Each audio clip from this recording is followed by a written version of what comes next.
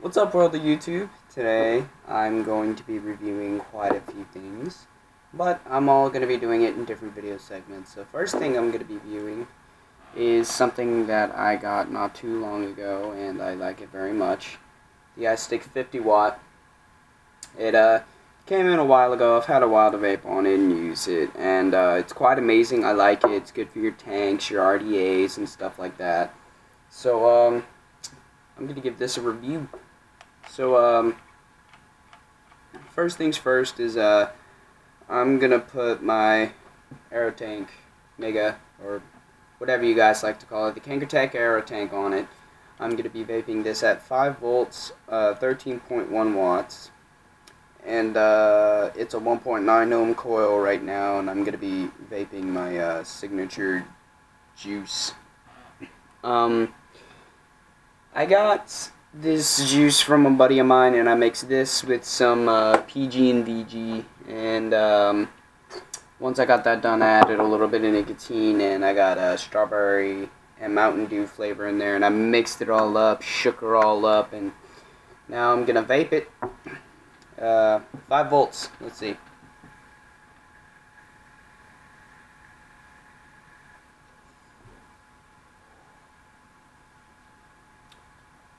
It's actually very fucking nice. Let's do this at 5.5 volts, 16.5 watts.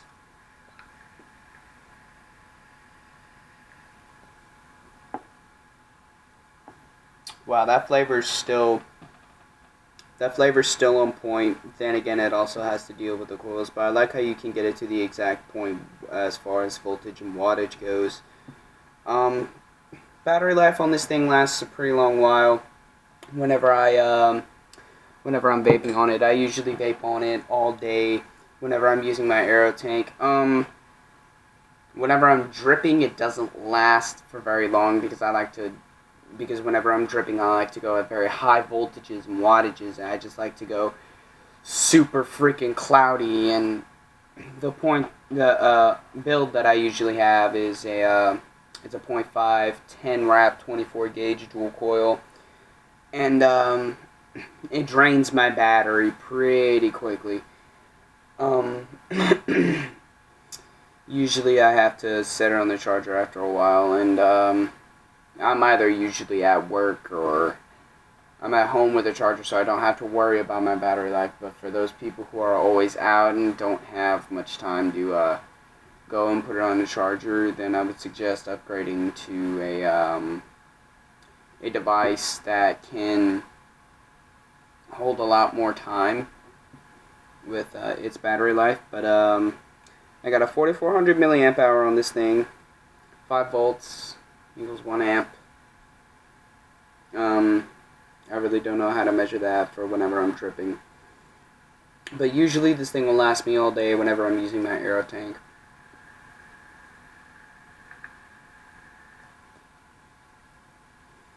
Whenever you're using your 22mm devices, it usually sits pretty flush. Like you can see, mine sits very flush, very nice on it.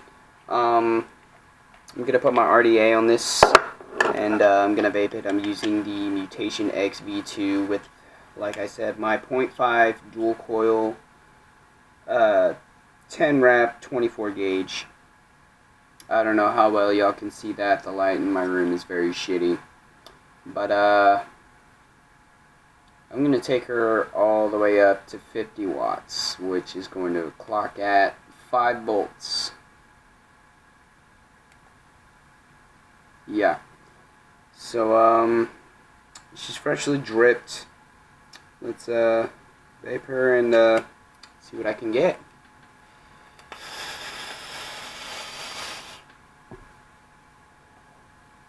Very nice cloud. As far as I've heard with like a bunch of other people that can actually read voltages and wattages pretty accurately, it definitely does hit the right amount of voltage and the right amount of wattage. It gets pretty close. The ohms reading, I've used ohm readers from vape shops and actual ohm readers from my friends, and I've checked this thing a bunch of times. The ohms reading on this thing is very accurate. It's very nice. Sits pretty well in your hand. It's very nice. It's very small and compact, but gives you a lot of power.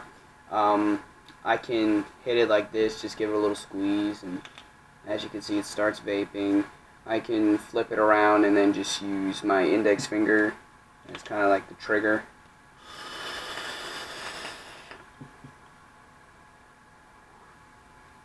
Very nice.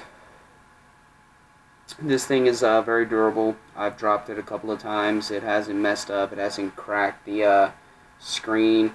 I can fit this pretty easily in my pocket, and it's very nice. You can set certain settings. You can press these buttons and at the same time, and it will lock it.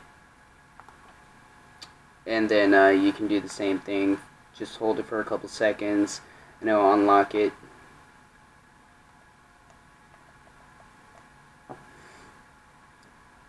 There we go, just got it unlocked.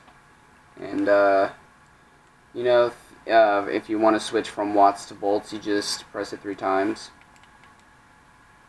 Press the fire button 3 times, switch from volts to watts. Switches it again. Yeah, but it's very nice. 5 times on, off. It's off. It's on. Hopefully. Nope.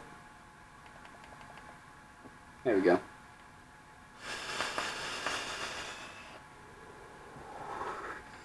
It's a very, very nice, small, compact device. I really like it. eLeaf. This is my first eLeaf product, and so far it has done very well. It hasn't let me down. Charger takes micro USB. It is a pass-through, which means you can vape it while it is charging, for those of you who don't know. This thing can go down to 0.2 ohms, I believe. If not, it's probably going to be 0.15 or something like that. It's very, very nice. I really like it. It's very small. You can fit it in your pocket pretty easily. You can take it in. You can put it in your pocket. You can take it out and just vape on it. Put it away. Stuff like that.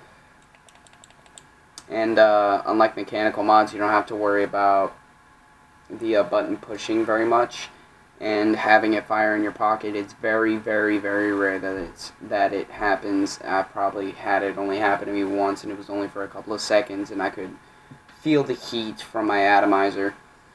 It's very nice compared to some mechanical mods, to where, you know, sometimes you'll leave it unlocked and you'll put it in your pocket no matter what way, and it'll just hit it from the bottom. Whether it'll hit the fire button if you're like leaning, whether you have it facing in your pocket like this or like this.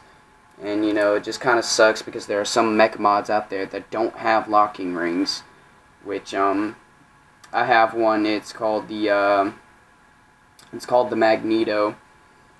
It kind of sucks that it's like that. And I always have to put it in my pocket a certain way. I always have to, whenever I lean down, I have to put it in a certain way. And it sucks. But with the iStick, I don't have to really worry about that. Another good thing is that this has a built-in battery. It doesn't, you don't have to worry about, you know, changing 18650s or 18350s or whatever kind of batteries you use. It's just charge, unplug, go. You know, just you plug it in the charger, you let it charge, you take it out, vape it, and you can even, you know, plug it in and vape it. Just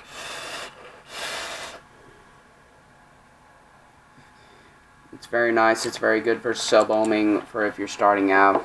I would suggest if you're going to start out building coils, you should definitely go with the iStick 50 watt. It's very nice. You're going to run into some price differences no matter where you go. I was able to get the 50 watt for about $45 to $50. You can get it either cheaper or more expensive depending on where you go. It's kind of hard to tell, but that's in US standards. I don't know how much it's going to cost for people out of country, you know, like the UK, Mexico, places like that. But overall, it's a very nice device. I would definitely suggest buying it, and thank you guys for watching. Adios.